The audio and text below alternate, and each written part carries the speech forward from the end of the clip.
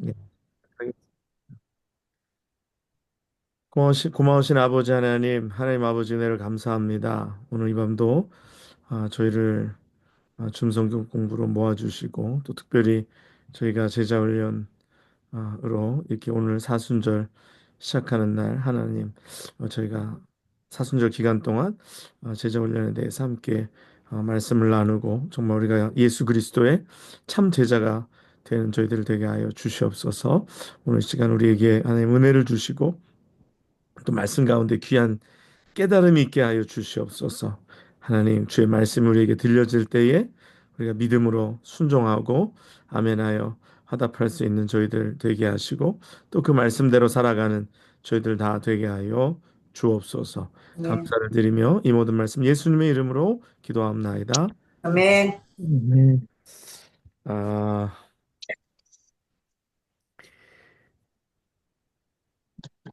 그게 지금 제자에 대해서 제자 훈련 뭐 제자에 대해서 지난 두 주 어떤 개요에 대해서 어떻게 보면 소개하는 말씀을 제가 여러분들에게 드렸습니다.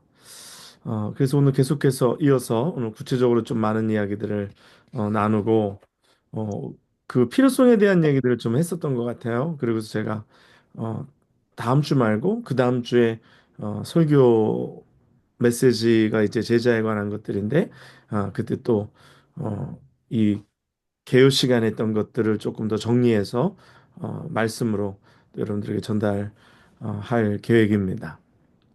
어, 제자에 대한 우리가 여러 가지 몇 가지 정의를 이야기했는데 뭐 이런 저런 뭐 이야기 많이 했는데 그러면 과연 예수님은 제자에 대해서 성경에 뭐라고 정의하시는가?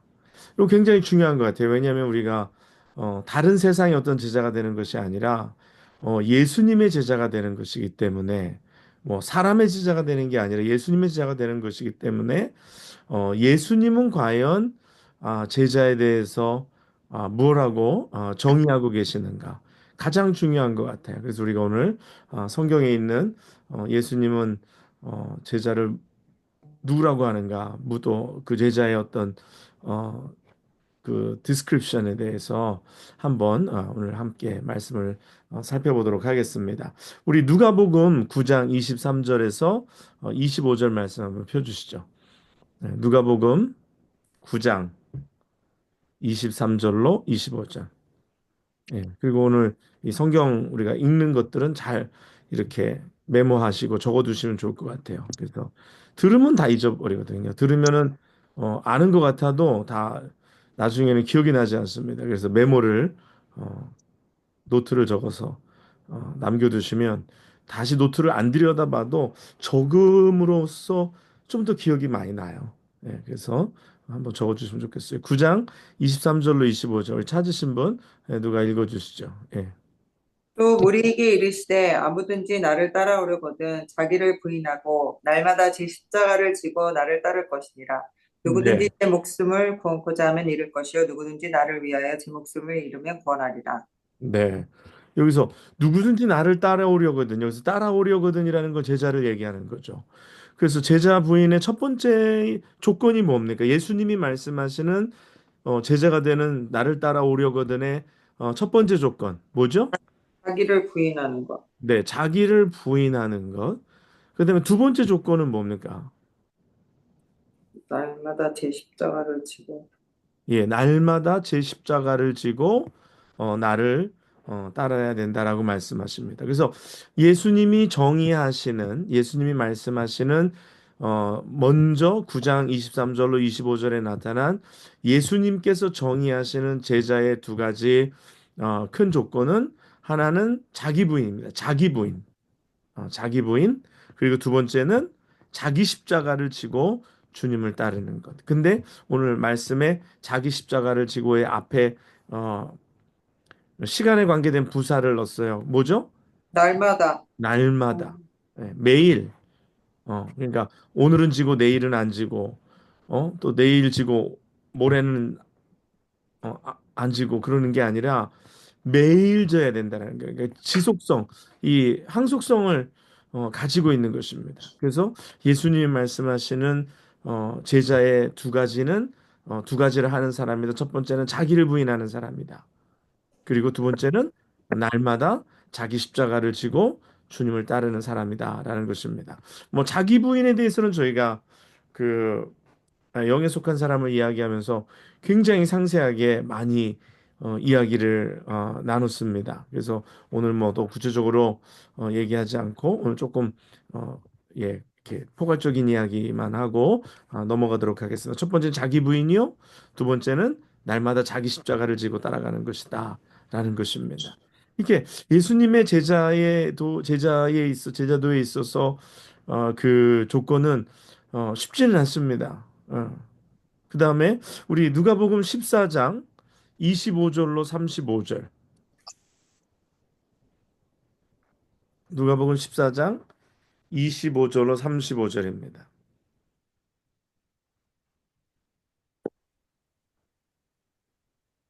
찾으신 분 읽어주시죠.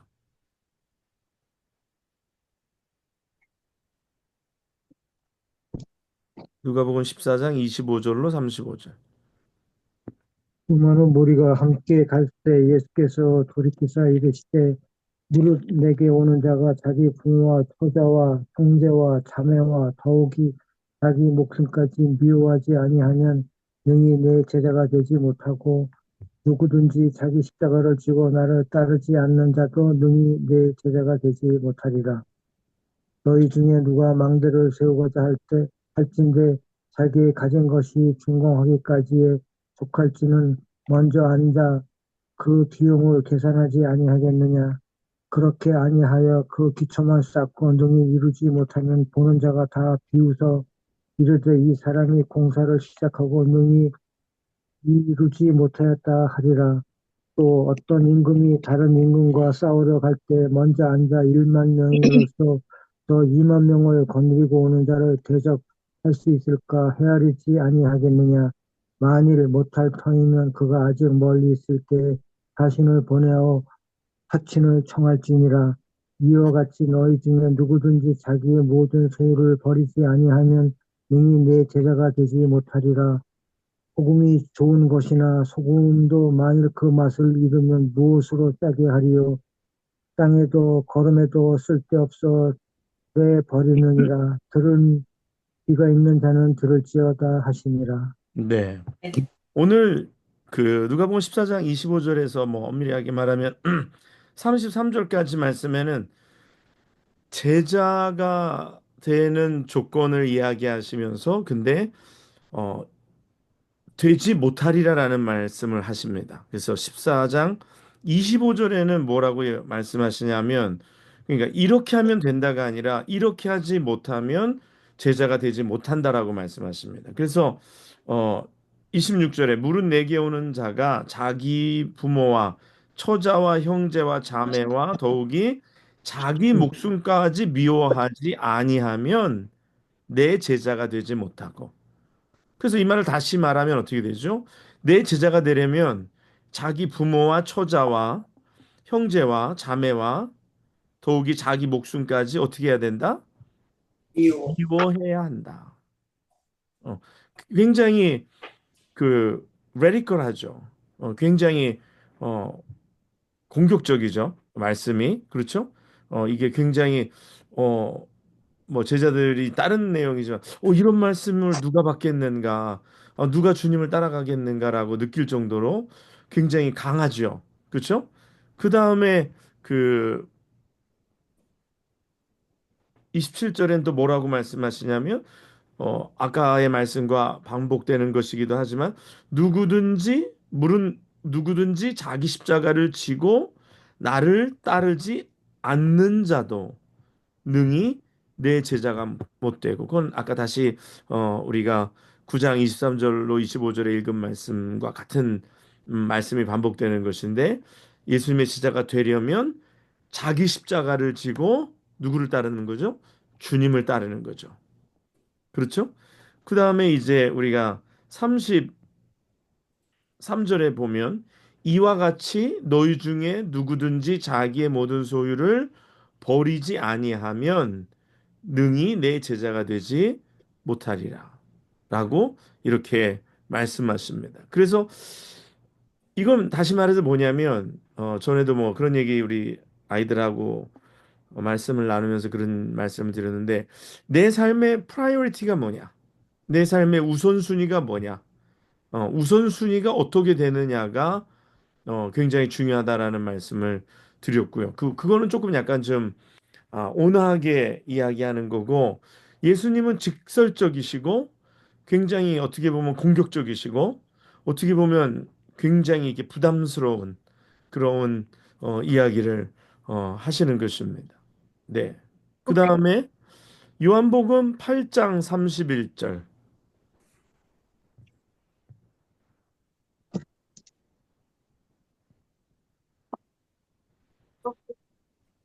요한복음 8장 31절.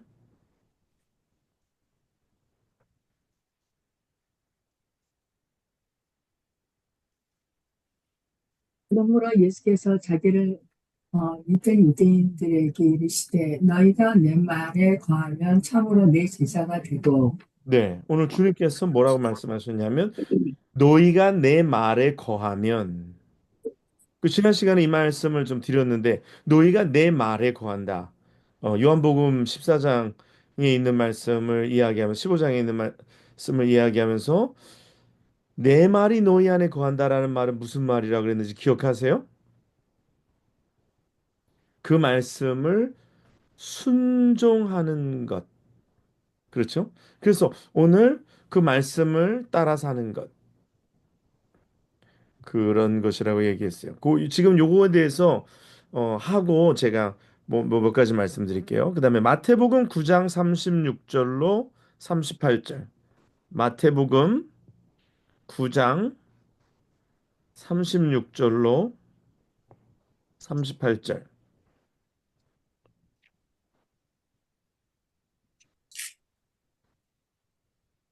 16. 무리를 보시고 민망히 여기시니 이는 저희가 목자 없는 양과 같이 고생하며 유리함이라. 계속이요. 38절까지. 여기 이르시되 추수할 것은 많되 일꾼은 적으니 그러므로 추수하는 주인에게 청하여 추수할 일꾼들을 보내어 주소서 하라 하시니라. 네, 아멘. 목소리 너무 예쁜데요? 나 목소리가 너무 예뻐서 우리 미란자매인 줄 음, 알았더니 그러세요. 네, 잘했습니다. 그 여기서 일꾼이라 그랬어요. 제자는 일꾼이다라는 거예요. 일꾼이라는 것은 예수 그리스도의 그 부탁하신 일에 헌신되어진 사람. 예, 그것을 제자라고 주님은 말씀하시는 것입니다. 그 다음에 요한복음 13장 34절로 35절. 요한복음 13장 34절로 35절.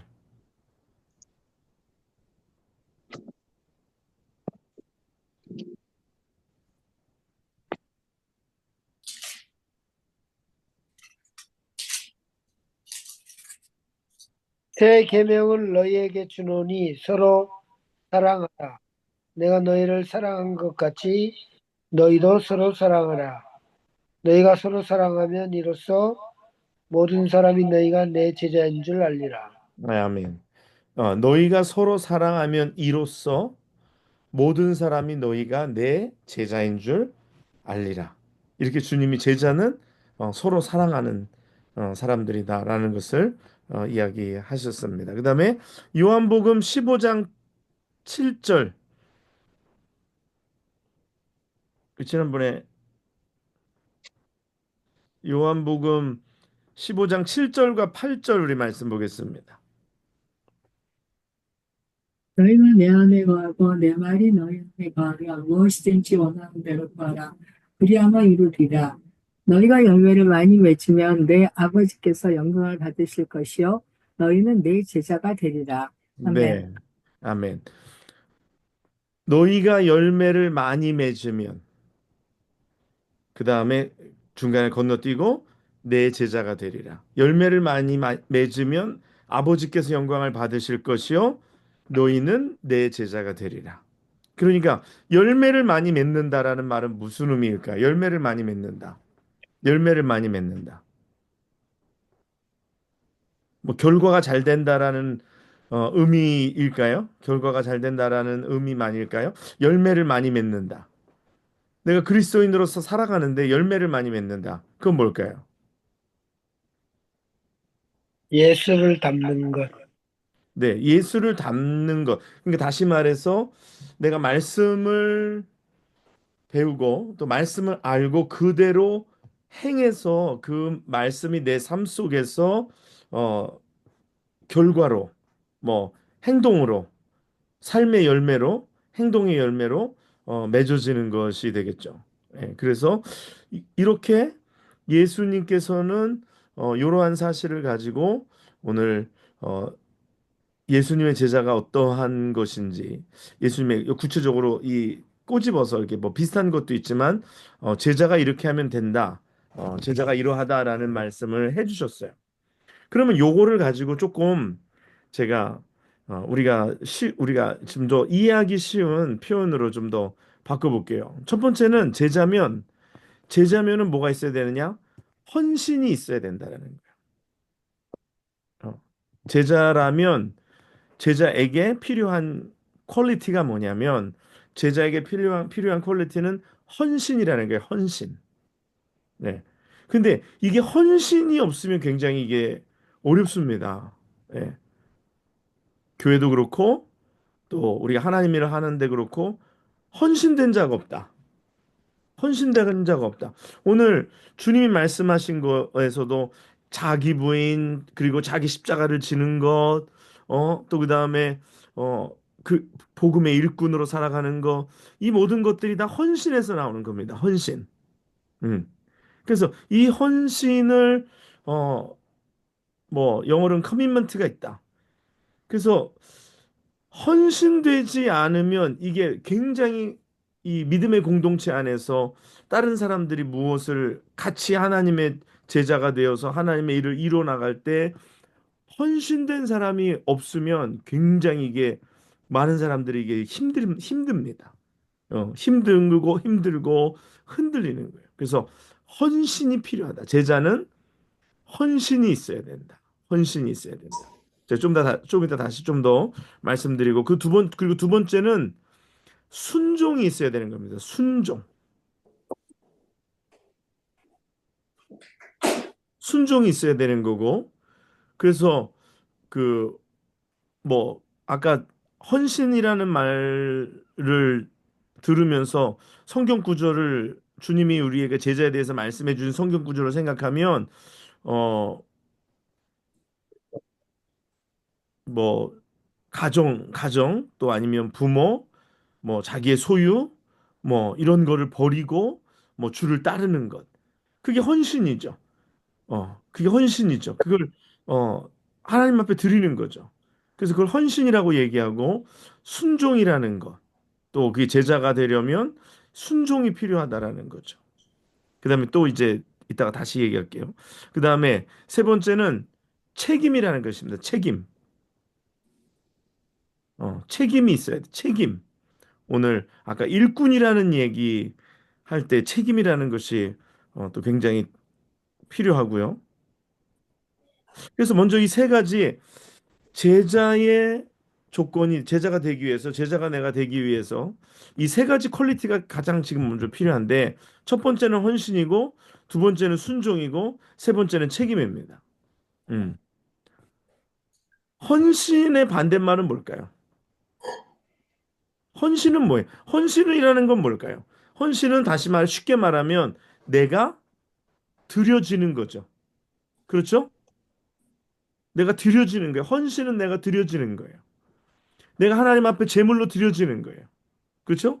내가 제물로 드려지는 거예요. 그게 자기를 부인하는 거고 그게 십자가를 치는 거예요. 그리고 그게 자신과 가족과 소유물보다 주님을 더 생각하는 거고 주님을 우선순위에 두는 거예요. 근데 헌신은 드려지는 건데 그러면 헌신의 반대말은 드려지지 않는 거예요. 드려지지 않은 거예요. 아니면 드려지기는 좀 했는데 반만 드려지는 거죠. 어떤 건 드려졌는데 어떤 건 드려지지 않은 거예요. 그러면 주님의 일을 하다가 보면 문제가 생깁니다. 어떤 건 드려졌는데 어떤 건 드려지지 않았어. 그러면은 나중에 이 드려지지 않은 부분이 반드시 하나님의 일을 하는 데 있어서 장애가 됩니다. 장애가 되고 그것이 우리의 발목을 잡아요. 어느 부분은 헌신이 됐는데 어느 부분은 헌신이 안 된. 그래서 성도들도 보면은요. 교회 일을 하고 주님의 일을 하는 데 있어서 어느 거는 헌신하는데 어느 거는 헌신하지 않는 거예요. 이런 부분에서는 대해서는 헌신이 되어졌는데 어떤 부분에 대해서는 헌신되어지지 않은 거예요. 그러니까 그게 뭐냐면 반쪽짜리죠. 반쪽짜리. 온전하지 않은 헌신이죠. 그렇죠? 그 온전하지 않은 헌신은 이게 나중에 결정적인 순간에 문제를 일으킵니다. 그러니까 결정적으로 있어야 할 자리에 내가 헌신되지 않았기 때문에 내가 잊지 못하는 거예요. 그러니까 온전히 드려짐이 없으니까 온전한 헌신이 없으니까 그 결정적인 순간에는 하나님을 등지게 되고 다른 믿음의 공동체의 구성원들이 무슨 일을 하는 데 있어서 그게 자꾸 반복이 되다 보니까 그 모습에 있어서 반복이 되다 보니까 굉장히 이게 어려움을 겪기도 한다라는 것입니다. 그래서 우리가 하나님 앞에 드려진다라는 것은 전부를 드리는 것을 얘기합니다. 전적인 헌신. 그렇죠? 뭐는 되고 뭐는 안 되는 게 아니라 뭐는 받을 만하고 뭐는 안 받을 만한 게 아니라 헌신이라는 것은 전적인 헌신을 이야기해요. 동의하십니까? 아멘. 하나님 앞에 뭐 드릴 거면 다 드려야지. 뭐 또는 뭔 남겨두고, 뭔 또 따로 챙겨두고, 뭔 또 아껴두고. 이렇게 그 별로 아름답지 않아요. 드리려면 하나님 앞에 다 드리는 게 좋아요. 그렇죠? 다 드리는 모습이 아름답지. 요거는 되는데 하나님 요거는 안 돼요. 요거는 할 수 있는데 요거는 못 해요. 이거 반쪽짜리입니다. 반쪽짜리 헌신은 되지 않는다. 그래서 헌신의 반대말은 드려지지 않는 것이고 아직도 자기가 주인이고 아직도 내가 컨트롤하고 싶은 게 정해져 있고 그래서 이게 예수 그리스도를 따른다라는 것은 어느 건 따르고 어느 건 안 따르고가 돼서는 되지 않아요. 예수를 전적으로 따라야 되는 거예요. 하나님은 우리의 전부를 받으시기에 합당하신 하나님인 줄 믿습니다. 아멘. 그러므로 하나님께 전적으로 나를 드려야 되는 거예요. 어. 그러면 그래서 뭐 쟁기를 잡고 뒤를 돌아보는 자 합당치 않고 두 마음을 품은 거 합당하지 않아요. 그래서 제자는 전적으로 헌신되어진 사람이어야 한다라는 거예요. 전적으로. 근데 사람들이 어 뭐는 아까우니까 좀 남겨두고 뭐는 괜찮으니까 그 뭐 교회에 그 이제 옷 도네이션 하잖아요. 옷 도네이션 하는데 이제 버릴 만한 것들은 죄다 잔뜩 도네이션하고 그다음에 어 요거 조금 아직 괜찮은데 그런 거 도네이션 하나. 근데 드리려면 다 드리는 게 나아요. 어차피 좀 더 갖고 있다가 쓰레기 되는 거나 좀 더 갖고 있다가 어차피 나오게 되어 있어요. 그래서 드리려면 다 드리는 게 낫습니다. 제가 보니까 그래요.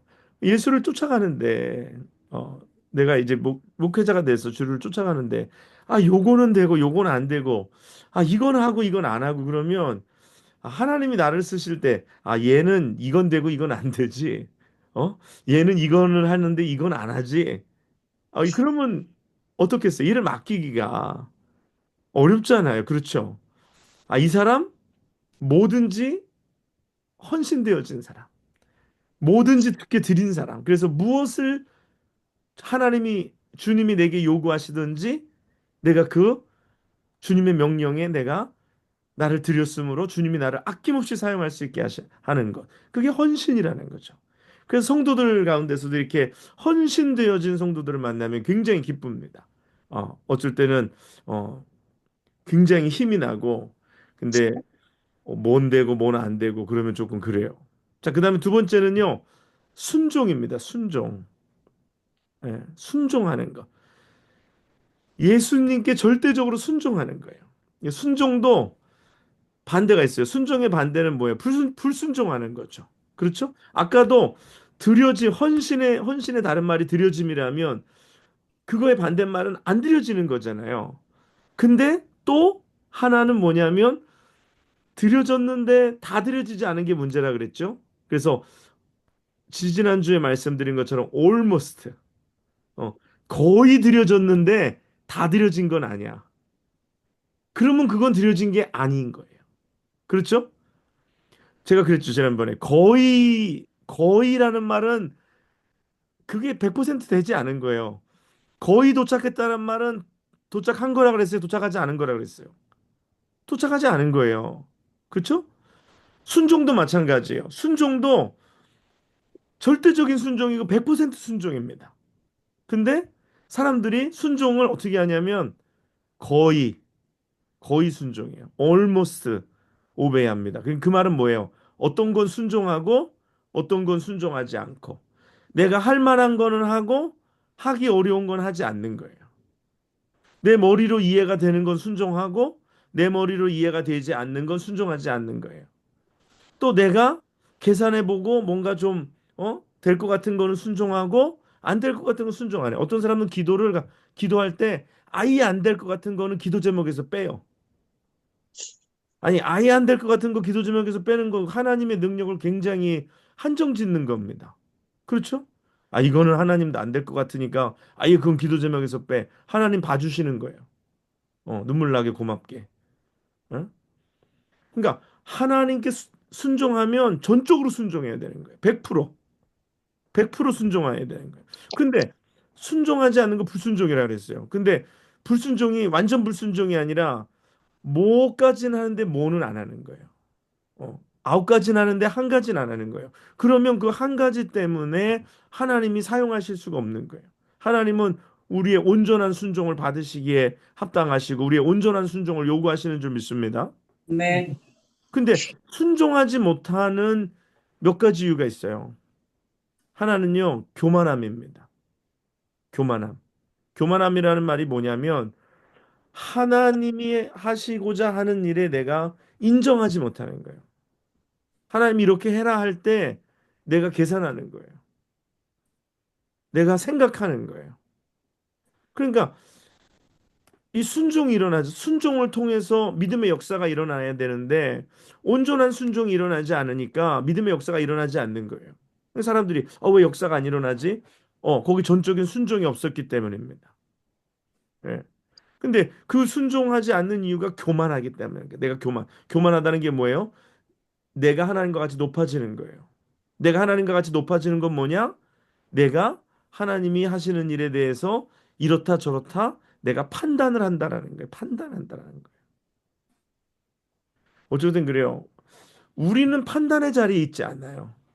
우리는 판단의 자리에 있지 않고 우리는 순종의 자리에 있어야 하는 줄 믿습니다. 판단은 주님이 하실 거예요. 우리에게 요구하시는 것은 순종입니다. 절대적인 순종입니다. 어, 순종하고 나아가면 하나님이 그 모든 것은 감당하시는 줄 믿습니다. 근데 네. 우리는 자꾸만 우리의 생각, 우리의 의견, 우리의 뭐 방법, 우리의 경험 이걸 자꾸만 집어넣는단 말이에요. 근데 순종이라는 것은 절대적이에요. 순종이라는 것은 절대적이에요. 그래서 교만의 반대말은 뭐죠? 겸손. 네, 교만의 반대말은 겸손입니다. 그러므로 어떤 사람이 순종하냐면 겸손한 사람이 순종하는 거예요. 자기가 부인된 사람이 순종하는 거예요. 자기가 부인된 거는 자기의 지혜, 자기의 생각, 자기의 육적인 것, 자기의 모든 것들 다 내려놓고 하나님만 전적으로 붙드는 것이기 때문인 줄 믿습니다. 네. 그래서 교만하면은 순종할 수 없고 겸손해야지 하나님 말씀에 순종하는 거예요. 겸손한 사람, 자기를 하나님 앞에 온전히 다 내려놓은 사람입니다. 어. 근데 사람들이 어떤 건 순종하고 어떤 건 순종 안 하고. 그건 온전한 순종이 아니에요. 절대적인 순종은 하나님 앞에 겸손히 엎드려서 어? 주의 종에게 말씀하시옵소서 주의 종이 듣겠나이다. 예. 어, 주의 뜻대로 주의 말씀대로 이루어질지어다. 어, 마리아가 이해될 수 없었지만 받아들일 수 없었지만 자기의 머리로는 도무지 이해할 수 있는 부분이 아니에요. 어떻게 결혼하지 않고 남자를 알지 못하는 마리아가 아이를 가질 수 있습니까? 잉태할 수 있습니까? 마리아는 그것을 도무지 알 수가 없어요. 신학적으로도 알 수 없고 도무지 이해할 수 없는 거예요. 그러나 마리아가 순종함으로 예, 주의 계집종이오니 주의 말씀대로 이루어지이다. 이 순종입니다. 이해해서 그런 게 아니라 이해되지 않아도 순종하는 거예요. 제가 그랬잖아요. 지난주도 말씀드리고 자주 드리는 말씀인데 머리를 하면 누가 나온다 그랬어요? 이스마엘 나오고 순종하면 누가 나와요? 이삭이 나오는 겁니다. 네. 오늘 우리가 순종해야 돼요. 그래서 어, 사울이 하나님께서 내치신 이유도 순종하지 않았기 때문에 그래요. 그래서 사무엘을 통하여서 사울에게 주시는 말씀이 순종이 제사보다 낫고 하나님의 말씀을 듣는 것이 수양의 기름보다 나으니라 말씀하셨어요. 순종이 굉장히 중요합니다. 그런데 오늘날 시대에 순종이 굉장히 어려워요. 왜냐하면 오늘날 시대에 우리 굉장히 똑똑한 시대예요. 왜? 우리가 정보가 많은 시대예요. 오늘 뭐 모르는 거 구글 치면 웬만하면 다 나옵니다. 유튜브 보면 우리에게 많은 정보를 줘요. 아마 모르긴 해도 여러분들이 갖고 있는 의학 지식들, 상식들, 이 모든 것들 아마 1900한 5, 60년대 의사들보다 여러분들이 더 많이 알고 계세요. 그만큼 정보가 공유되는 시대고 누구나 정보를 취합하고 그것을 접할 수 있는 시대잖아요. 그러니까 여러분 똑똑한 시대예요. 지금 막 구글 없으면 우리 뭐 그냥 사경을 헤맬 일들 많잖아요. 근데 구글이 있으니까 막 똑똑해져 가지고 뭐 찾아보고 뒤져보고 뭐 무슨 병이 걸려도 요즘은 또 이 전화기에 뭐가 들어 있어요. 요즘 새로 나오는 전화기들은 AI가 들어 있어요. AI가 또 웬만한 거 다 해줍니다. 검색도 더 똑똑하게 해주고 또 내가 원하는 것들 AI가 많이 해줘요. 그러니까 정말 우리가 굉장히 똑똑해진 시대에 살아요. 그러니까 이렇게 똑똑해진 시대 속에서 겸손하기가 어렵다라는 거예요. 왜 인간의 이 어떤 정보를 가지고 사람을 똑똑하게 계속 만들어주는 시대이기 때문에 그렇기 때문에 내가 하나님 앞에 겸손해지는 게 그래서 세상은 자꾸만 하나님과 같아지게 만들려고 뭐 여러 가지를 개발하고 발전시키고 합니다. 그러나 오늘 이 세상에 더 필요한 것이 뭐냐면 순종이라는 게 순종. 제자의 가장 중요한 두 번째 퀄리티가 바로 순종이라는 게 순종. 하나님 앞에 순종하며 나아가야 한다. 주님을 따르지 않는 주님의 말씀에 순종하지 않는 제자는 있을 수가 없는 거예요. 예. 온전한 순종으로 그리고 온전한 헌신으로. 그다음에 세 번째 그 제자의 퀄리티는 뭐냐면은요. 책임입니다. 책임. 이 책임. 이 책임이 굉장히 중요합니다. 이 책임이 우리가 하나님의 일을 하는 데 있어서 우리가 제자로서 우리가 그 사명을 감당하는 데 있어서 굉장히 중요합니다. 굉장히 중요해요. 왜 이게 어서 특별히 중요하냐면 우리가 제자로 부르심을 받고 그리고 나중에 파송받을 때 오늘 우리는 그 보내심을 입은 자들인 줄 믿습니다. 하나님이 우리를 다 보내신 거예요. 내가 간 게 아니라 어? 내가 간 게 아니라 우리는 다 보내심을 받은 거예요. 우리는 영어로 하면 the sent예요. the sent. 보내심을 받은 자들. 네. 보내심을 받은 자들에게 가장 필요한 게 뭐냐면 책임감이라는 책임감. 무슨 하나님이 내게 부탁하신 일을 행할 때에 이 책임감이라는 것이 굉장히 중요합니다. 책임감. 내가 이 일을 맡았다. 그래서 내가 이 일을 맡았다. 그래서 이 맡은 일을 내가 최선을 다해서 감당해 나가는 것. 그래서 5달란트, 2달란트, 1달란트 받은 자의 차이점 중에 또 하나가 뭐냐면 바로 이 책임감이라는 겁니다. 책임감. 5달란트 받은 사람이 갖고 있었던 건 바로 이 책임감이라는 거예요. 내가 이것을 맡았다. 그렇기 때문에 내가 이것을 남겨야 한다라는 이 책임감. 두 달란트도 마찬가지고. 근데 한 달란트 받은 사람은 책임감이 없어요. 내가 맡았다라는 것, 내게 맡기셨다라는 것에 대한 개념이 없는 거죠. 그래서 이 책임감이 굉장히 중요합니다. 이 교회에서도 이렇게 일할 때 책임감이 있는 사람과 책임감이 없는 사람과 그 일의 결과가 달라져요. 어. 책임감은 어디서 오는 거냐? 내게 맡기셨다. 그리고 나를 보내셨다라는 것. 그러니까 나를 보내신 거예요. 그러니까 모두 우리를 뭉뚱그려서 보내신 게 아니라 하나님은 나를 부르셨어요. 하나님은 제자들을 부를 때 무리로 제자를 부르신 적이 있나요? 하나님께 주님께서 무리를 뭉탱구려서 불러서 따라오라 그러시지 않았어요. 한 사람씩 이렇게 지목해서 부르셨습니다. 그러므로 우리가 불렀어요. 부르심을 받았어요. 그러니까 우리가 주님을 따라가는 거예요. 그리고 또 주님이 부활하셔서 하신 첫 말씀이 뭐라고 그랬죠? 아버지께서 나를 보내신 것처럼 나도 너희를 보내노라. 그렇죠? 우리가 보냄을 입었어요. 그럼 보냄을 입었으면 거기에 대한 뭔가 사명이 있어야 되잖아요. 그렇죠? 이서 목사님이 그 전도대에 갔어요. 그러면 만약에 내가 갔어. 그냥 내가 가고 싶어서 간 거야랑 그렇기 때문에 내가 거기서 뭘 하든지 상관없어랑 아니면 나는 이걸 교회에서 보냄을 받았어.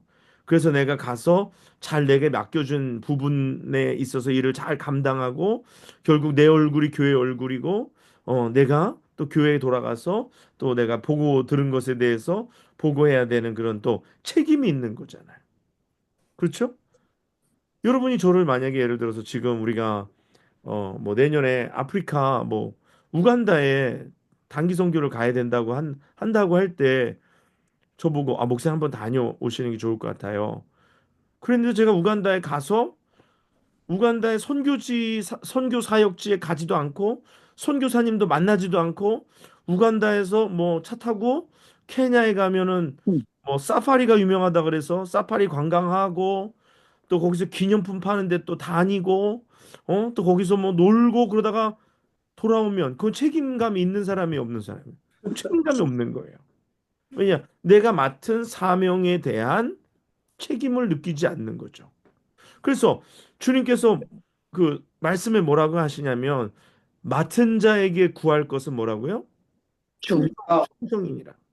그게 충성이라는 것이 내 책임감을 매일매일 하루하루 이루어 나가는 것이죠. 이루어 나가는 것. 이 굉장히 중요합니다. 책임감. 그러면 책임감의 반대 말을 찾으면 뭐가 될까요? 뭐 간단하죠. 무책임하다 그래요. 무책임하다. 무책임하다는 말은 또 무슨 표현으로 쓸 수 있냐면 불성실한 것도 될 수 있고 그렇죠? 불성실한 거, 불충한 거, 책임감이 없는 거죠. 음. 우리 데살로니가 전서 5장 14절 한번 보겠습니다.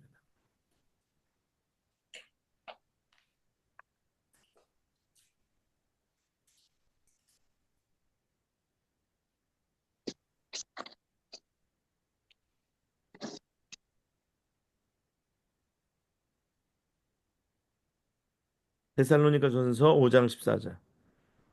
또 형제들아 너희를 권면하노니 게으른 자들은 권계하며 마음이 약한 자들을 격려하고 힘이 없는 자들을 붙들어주며 모든 사람에게 오래 참으라. 네, 아멘. 아멘. 뭐냐면 그냥 둬서는 안 된다라는 거예요. 게으른 자를 권계하라, 권계하라. 그 다음에 마음이 약한 자들은 격려하고, 그렇죠? 힘이 없는 자들을 붙들어 주는 거. 그래서 우리가 이 제자가 되기 위하여 헌신되지 않은 자를 헌신되게 하고, 순종하지 않는 자들을 순종하게 하고, 무책임한 자들을 성실하고 착하고 충성된 종으로서 설 수 있도록 우리가 해야 된다라는 것입니다. 이게 없으면 제자라고 보기가 어려워요. 예? 헌신이 온전히 안 돼 있죠. 순종도 어떤 건 하고 어떤 건 안 하죠. 또 무책임하죠. 그래서 뭐 어떤 건 좀 하는 것 같다고 어떤 건 안 하죠. 그러면은 이게 제자로서의 이 퀄리티가 없기 때문에 우리가 하나님의 일을 할 수가 없어요. 그러니까 오늘날 교회가 왜 어, 능력이 없냐? 왜 오늘날 교회가 삐리삐리하냐? 그냥 하는 말로 왜 삐리삐리하냐? 헌신된 성도들이 없어. 순종하는 성도들이 없고 책임감 있는 성도들이 없으니까. 그냥 뭐라 그럴까? 아르바이트 신앙인들이 아르바이트 신앙인들. 그래서 이게 정직원, 그다음에 계약 직원, 파타임 뭐 이렇게 얘기하면 정직원은 책임감이 있는데 아르바이트 하는 사람들은 큰 책임감을 안 느껴요. 그냥 시간당 필요한 거 받아가고 또 그만두면 딴데 가서 또 시간당 하면 되고. 그러니까 우리가 예수를 그런 식으로 우리가 믿는다라는 거예요. 예수를 그 정도밖에 생각하지 않는다라는 거예요. 그래서 우리가 예수를 믿을 때 완전한 fully committed 되어 있는 헌신이 우리에게 있어야 좀 있습니다. 그래서 이게 목사님만 아니면 또 누구만 아니요. 벌써 그렇게 하는 순간 이게 교회가 교회되지 않는 거예요. 우리 모두에게 온전한 헌신이 필요한 줄 믿습니다. 우리 아멘. 모두에게 온전한 순종이 필요한 줄 믿습니다. 그래서 헌신하는 훈련하는 거고요. 헌신하는 그다음에 순종하는 훈련하는 거예요. 그리고 책임을 지는 훈련하는 거예요. 아니, 저는 뭔가 보면서 속상할 때가 언제냐면 자기가 맡은 일에 대해서 굉장히 나 몰라라 하는 그러한 마음, 그런 마음을 볼 때나 그렇게 성도들한테서 느껴질 때 굉장히 안타깝습니다. 왜냐하면 그건 사람한테 하는 게 아니에요. 아니면 목사님 보이려고 하는 게 아니에요. 사실은 나의 헌신을 받으시는 분, 나의 순종을 받으시는 분, 나의 책임에 대하여서 상 주실 분은 하나님이신 것이기 때문에 내가 만약에 맡은 일에 대해서 헌신되어지지 않고 순종하지 않고 내가 책임을 다하지 아니하면 누구에게 그렇게 하는 것이 아니라 하나님에게 그렇게 하는 거예요. 그래서 우리가 정말 이것에 대한 정말 어 이게 비장한 어떤 마음을 가져야 돼요. 왜 예수님이 우리에게 주신 말씀이 비장하잖아요. 그렇죠? 예수님이 그냥 그냥 가볍게 말씀하시지 않고 굉장히 진지하게, 굉장히 공격적으로, 굉장히 이게 정말 어, 부담 느낄 정도로 말씀하신 거예요. 그러니까 우리에게 받을 상급이 크고 우리에게 주시는 모든 것이 어마어마한 것입니다. 근데 아무것도 아닌 거 그냥 그렇게 뭐 진짜 오다 가다가 그냥 무슨 뭐 하는 거 뭐 개모임에 나가듯이 뭐 나가면 좋고 안 나가도 뭐 상관없고 뭐 이런 식으로 하는데 뭐가 리워드가 크다? 그거는 없습니다. 그래서 제가 드리는 말씀 중에 하나가 뭐냐면 쉽게 믿는 예수는 없다. 네. 저는 우리가 예수를 믿는데 그거를 좀 생각하고 우리가 신앙생활 했으면 좋겠어요. 그래서 쉽게 믿는 예수는 없다. 어. 헌신이 쉬워요? 아니요. 헌신 어려워요. 그렇죠. 순종이 쉬워요? 순종 안 쉬워요. 책임을 맡는 거 쉬워요? 책임 맡는 거 어려워요. 그러니까 오늘도 어떤 목사님 저기 노예 무슨 회의 가가지고 얘기하는데 그 사람이 잠이 부족하면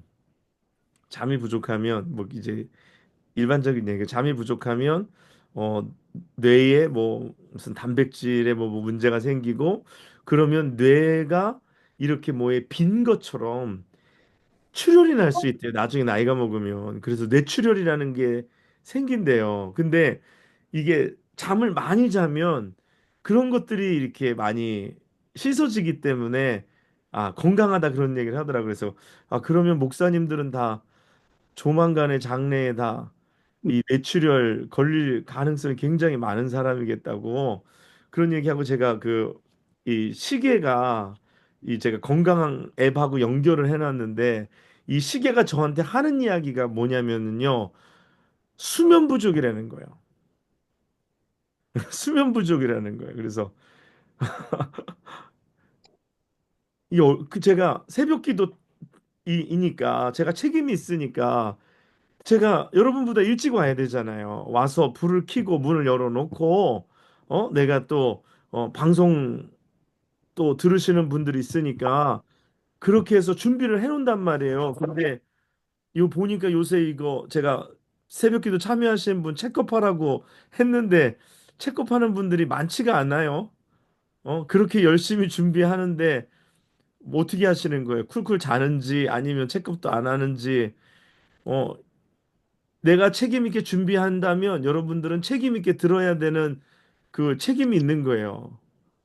네. 그게 공유되는 겁니다. 한 사람만 책임을 지는 게 아니라 여러분들에게는 그것을 그렇게 열심히 들어야 될 책임, 열심히 참여해야 될 책임, 그 책임이 동시에 발생하는 거예요. 예수 그리스도 안에서.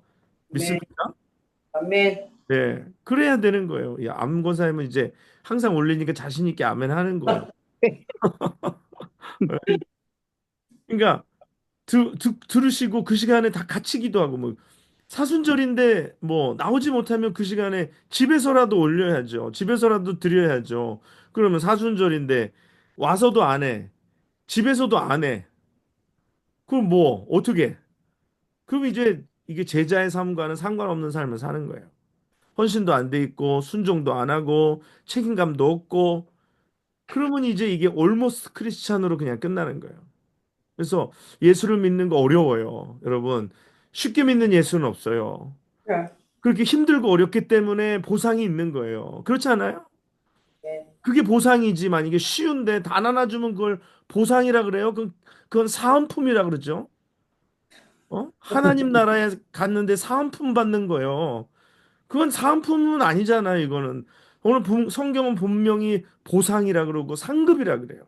내가 헌신하고 순종하고 내가 충성하고 책임감을 다하니까 내게 주시는 거죠.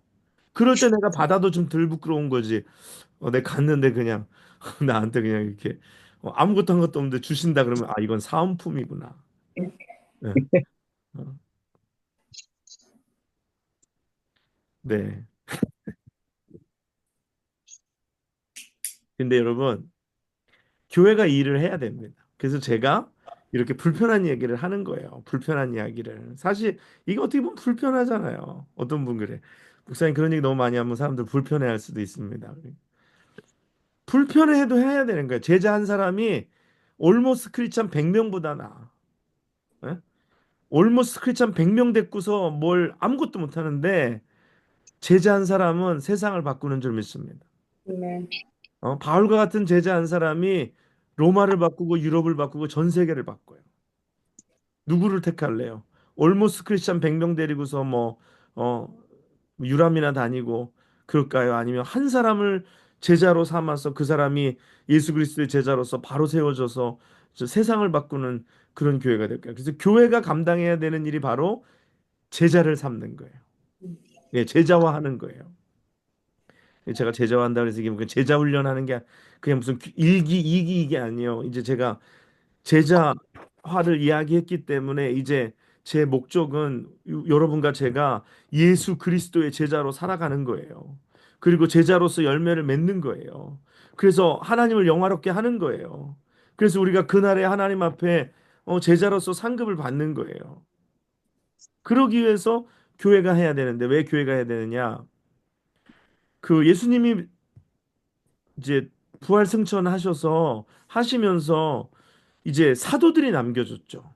그래서 사도들이 많은 귀한 일들을 했어요. 근데 사도행전을 보면 사도들이 이 일을 계속해서 이어가지 않고 처음에는 베드로 그러다가 베드로 중심이었다가 그 다음엔 바울 그래서 바울이 하면서 바울과는 동역자들 그러면서 나중에 교회사를 보면은 사도들은 이제 나오지 않아요. 그렇죠? 그러면 이 사도권이 어디로 갔느냐 그러면 그러면 이 사도들이 행하는 일들이 이게 어떻게 된 거냐? 이 사도를 누가 계승하는 거냐? 그래서 그 캐톨릭은 자신들이 사도권을 계승받았다라고 얘기해요. 그래서 교황이 그 사도의 계승을 받은 사람이라고 이야기를 합니다. 그건 잘못된 거예요. 그 다음에 또 저 개신교에서 저기 뭐 주의나 아니면 이단까지는 아니어도 약간 교류 금지로 되어 있는 것 중에 하나가 신사도 운동이라는 얘기 들어보셨죠? 들어보셨나요? 신사도 운동하는 그런 교회들이 있어요. 여기는 주의해야 된다라고 얘기해요. 그게 무슨 의미냐면 그 사람들은 자기들이 오늘날의 새로운 사도라는 걸 이야기하는 거예요. 그래서 뭐 목사님 중에서 아, 저 사람이 사도다. 어, 뭐 성령의 기름 부음 받은 그 사람이 사도다. 그래서 새로운 사도를 세우는 것처럼 이야기를 합니다. 그러나 그렇진 않아요. 그건 다 잘못된 거고 그 사도권과 사도의 계승은 누가 이은 것이냐면 교회가 이은 것입니다. 교회가 이은 것이고 그 교회의 구성원된 우리가 그 사도권을 가지고 그 사역을 계속해서 이어가야 한다라는 거예요. 그래서 오늘 우리가 가서 복음을 전하고 말씀을 전하고 주님이 가서 제자 삼고 가르쳐 지키게 하고 물과 성령 물로 세례를 주고 아버지의 이름과 아들의 이름과 성령의 이름으로 세례를 주는 거예요. 이러한 일들의 그것을 우리가 받았다. 그래서 우리가 어, 교훈 말씀도 받고 우리가 그 일의 계승도 받아서 교회가 그 일을 해야 된다라는 거예요. 그래서 교회가 제자들을 세우는 일 해야 된다. 교회가 제자들을 세우는 일을 해야 된다. 근데 그 중에서 세 가지를 우리가 해야 하는데 이게 무슨 역할이냐면 교회가 성도들의 어떤 은사나 능력이나 어, 그들의 소명이나 이것을 발견해 주어야 합니다. 그래서 아, 이분이 이러한 은사가 있구나. 이러한 능력이 있구나. 이러한 하나님의 특별한 부르심이 있구나. 그래서 이런 것을 발견해내는 일. 그래서 이렇게 아무것도 모르고 있는 사람을 발견해내는 거죠. 그래서 아, 이 사람에게는 이런 은사가 있고, 이 사람에게는 이런 능력을 주셨고, 이런 하나님이 주신 소명이 있으니까 그걸 깨워주는 거예요. 그리고 두 번째는 그것을 개발시켜 주는 것입니다. 개발시켜 주는 것. 그리고 세 번째는 훈련하는 거예요. 훈련하는 것. 훈련하는 것. 이거가 교회가 해야 되는 일이에요. 그래서 예배 한 번 드리는 것으로 되지 않고요. 그리고 또 뭐 와서 뭐 조금 뭐 이렇게 하는 걸로 되지 않아요. 그래서 내가 교회에서 내가 그리스도의 제자가 되기 위해서 내 능력과 은사와 내 소명을 발견하고 또 그것에 합당한 개발이 있어야 되고 훈련이 있어야 되는 거예요. 그리고 맨 마지막에 발견하고 개발하고 훈련하고 맨 마지막에 어떻게 해야 되냐면 보내야 되는 겁니다. 보내는 게 해외로 보내는 게 아니라 교회의 사역 현장에 또 때로는 해외로 때로는 우리가 어디로든지 이 사람을 파송하는 거. 우리 교회 안으로 파송할 수 있죠. 그렇죠? 또 아니면 여러분의 가정으로 파송할 수도 있죠. 그래서 직장으로 파송할 수도 있죠. 그래서 이 역할을 교회가 해야 된다. 첫 번째 뭐 해야 된다 그랬어요? 개발해야 된다 그랬어요. 두 번째는 훈련. 훈련해야 된다 그랬고 아니 첫 번째는 죄송해요. 첫 번째는 발견해야 된다 그랬고 두 번째가 개발해야 된다 그랬고 세 번째가 훈련해야 된다 그랬고 네 번째가 네요. 가성, 예, 파송해야 보내. 예, 파송해야 된다. 보내야 된다 그랬어요. 이걸 교회가 하는 거예요. 이게 바로 제자화한다는 거예요. 믿습니까? 네. 그래서 우리가 이걸 이제 모르고 살았잖아요. 아니면 알아도 그냥 약간 어선풀이. 그래서 교회에 어떤 이게 시스템이 안 돼 있었어요. 시스템이 안 돼 있었는데 제가 이제 교회가 이제 저도 이제 목회가 천년만년 할 수 있는 게 아니잖아요. 제가 70까지 한다 그래도 이제 14년밖에 안 남았어요. 14년은 영락교회 온 거가 2008년도에 왔으니까 지금 17년 됐는데 온 거보다도 못 남은 거예요. 그러니까 시간이 얼마 없어요. 배지사님 영락교회 온 지 몇 년 됐어요, 지금? 8년 반 됐습니다. 8년 반. 그거 네. 봐. 8년 반 됐잖아요. 그러니까 이게 금방 가 8년 반. 예? 이제 남겨진 시간 얼마 안 됐는데 우리가 그냥 어영부영 가다가는 아무것도 안 돼. 예? 어영부영하다는 아무것도 안 돼. 그래서 우리가 발견하고 개발하고 훈련하고 파송하고 이 일을 우리가 교회에서 여러분들 상대로 또 우리가 함께 또 그래서 누군가를 하나님이 우리 교회에다 보내주실 거 아니에요. 거기 가면 영락교회 내가 누구 성도 보내면 이 교회는 그들의 능력을 발견하고 개발하고 훈련하고 파송하는 그런 교회다. 제자 삼는 교회다.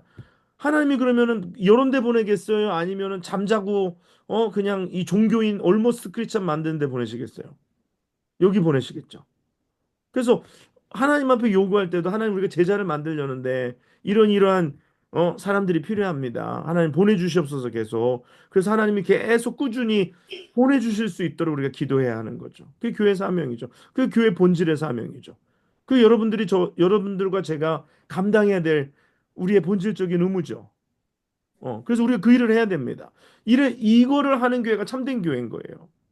이거를 하는 교회가 진짜 복된 교회인 거예요. 그렇지 않으면 이게 그냥 뭐 오용부용 뭐 그냥 뭐 먹고 사는 문제, 자기 만족, 제가 지난번에 어떤 테라퓨릭이라는 말 썼어요. 교회가 테라퓨릭이라는 표현을 쓰는 게 뭐냐면 내 감정, 상한 감정만 치료하고, 내 마음만 위로하고 그게 전부야. 그러니까 위로가 전부야. 아니요, 위로가 있지만 그게 전부는 아니에요. 위로도 결국 제자의 목적이 있어요. 문제 해결도 제자 삼는데 목적이 있어요. 그렇죠? 우리 조 집사님, 이은혜 집사님 가정 교회 가까운 데로 오는 거예요. 오면은 교회 오기 좋아, 교회 이제 커뮤트하기 쉬우니까가 가까운 데로 오는 게 아니에요. 교회 가까운 데 와서 제자의 삶을 사는 거예요. 더 헌신된 삶, 더 주님을 따라가는 삶을 살기 위해서 가까운 데로 오는 거죠. 그게 목적이지 뭐 왔다 갔다 하는 길이 멀으니까 뭐 그래서 그런 거는 아니에요. 그래서 우리가 더 제자의 삶을 사는 것. 그래서 제자가 제자를 또 낳고 또 다른 제자를 길러내고. 그래서 이것을 하는데 뭐 몇 가지 우리의 또 기술이 필요해요. 뭐냐면 이제 큰 이제 라지 그룹 세팅 안에서 이것을 하는 거예요. 그래서 이거는 예배나 어?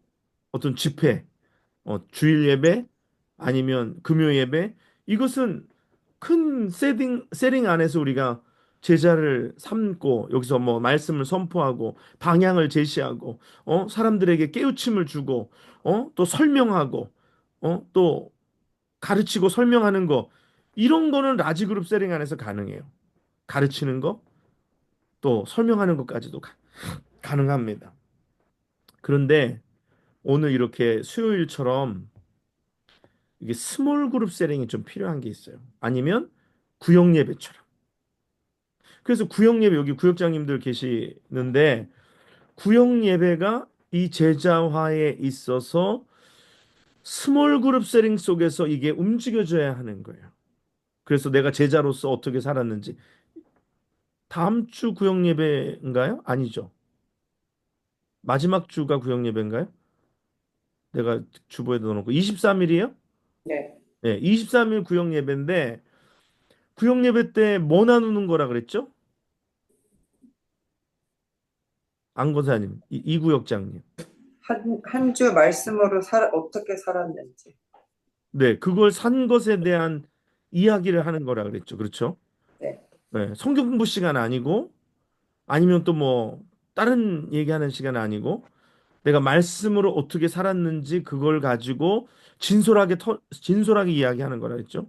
그러니까 23일이면 17일인가 16일인가. 16일이요. 예, 16일 주일 말씀. 16일이 창립기념 주일이고 제목이 벌써 나왔어요. 제목이 아까 제가 얘기했는데 뭐에 대해서 얘기한다 그랬어요, 제가? 제자. 예, 제자에 대해서 얘기한다 그랬어요. 그럼 내가 제자로서 어떻게 사는 것에 대한 그거가 이야기가 있어야 되는 거예요. 그래서 큰 그룹이 있고 스몰 그룹이 있고, 그래서 스몰 그룹에서는 그런 자세한 서로의 이야기가 좀 필요하죠. 이야기를 주고받을 수 있고, 서로 나눌 수 있고, 서로 격려할 수 있고, 이런 세링이 굉장히 필요해요. 그 다음에는 어떤 세링이 필요하냐면 1대1 세링이 필요합니다. 이게 약간 멘토링이고 약간 이게 코칭하는 거예요. 그래서 어 이게 좀 사실 어려운데, 그래서 이게 왜냐하면 시간이 굉장히 많이 소요되는 일이거든요. 그리고 또 이게 굉장히 어려운 일인데, 근데 이런 일들을 제가 선교 때나 아니면 제가 이런 뭐 이 삶 속에서 계속 이렇게 여러분들에게 이렇게 좀 어프로치를 하려고 하는데, 이게 굉장히 어려운 작업이긴 한데 이게 또 있어야 돼요. 그래서 이 세 가지 세링 속에서 우리가 제자화를 지금 이뤄나가야 된다. 그래서 큰 그룹 속에서는 가르치고 설명하는 게 가능하고, 그 다음에 이 스몰 그룹 세링 속에서는 그 뭔가 방법을 보여주고 또 같이 행하고, 요런 게 좀 도움이 많이 되면 서로 도전하고 또 요런 것들이 많이 어 도움이 됩니다. 네. 오늘 여기까지 하도록 하겠고요. 그래서 저희가 이제 계속해서 이렇게 제자화에 대해서 이게 디테일하게 또 심도 있게 1시간 이렇게 계속해서 사순절 기간 동안에 저희가 할 겁니다. 그래서 여러분들 이것을 잘 들으시면서 이것을 또 여러분들 삶 속에서도 잘 또 이렇게 숙제하시고, 그래서 내가 제자로서 부르심 받았다. 내가 그 제자로서 보냄을 받았다라는 거. 그래서 영락교회 온 것도 하나님이 보내셔서 온 거라는 거 여러분 잊지 마시고, 우리가 제자로서의 삶을 살아가서 하나님께 끝까지 영광 돌리는 그리고 칭찬받고 상급받는 여러분과 제가 되시기를 주님의 이름으로 간절히 축원합니다. 아멘. 네, 제가 기도하고 마치도록 하겠습니다. 고맙고 감사하신 아버지 하나님, 하나님 아버지 은혜를 감사합니다. 하나님, 우리를 제자로 부르셨는데 오늘 우리가 그것에 대한 사명에 대한 부르심에 대한 인식하지 못하고 보내심에 대한 인식하지 못하고 그냥 되는 대로 살고, 그냥 마치 무리에 속한 자들과 같이 어, 그냥 믿는 자로서만 안주하고 살았던 우리를 하나님 다시 한번 돌아보게 하시고, 우리는 무리에 속한 자들도 아니고 우리는 믿기만 하는 자들에 속한 자들도 아니고, 주님이 우리를 한 사람 한 사람 부르셔서 주님을 따르게 하시는 주님의 제자로 우리를 부르신 것을 알게 하시고, 우리의 목적이 주님의 제자로 살아가는 저희들 되게 하여 주시옵소서. 아멘. 제자들이 받을 상급이 큼을 알게 하시고, 그러므로 하나님 앞에 귀히 쓰임 받고, 우리가 정말 이 땅에 살 수 있는 시간이 얼마나 될지는 모르지만 우리가 살아있는 그 순간까지 정말로 헌신하고 주의 말씀에 순종하고 책임감을 가지고 우리가 제자로서 살아드리는 귀한 삶 살게 하여 주시옵소서. 하나님, 그러한 가운데 우리의 삶도 하나님이 책임지시는 것을 믿습니다.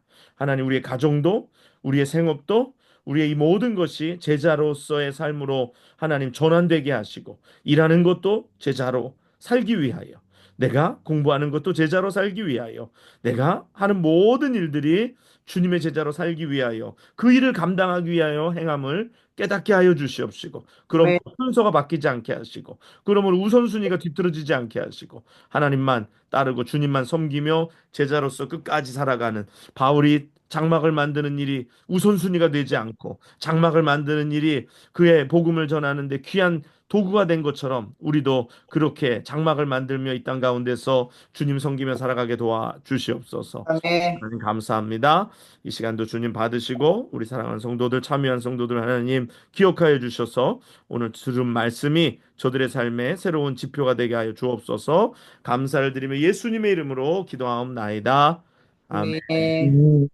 네, 네, 여러분 감사합니다. 감사합니다. 수고하셨습니다. 네, 안녕히 주무시고, 네, 예. 사순절 새벽 기도 때 뵙겠습니다. 내일이에요. 안녕히 주무세요.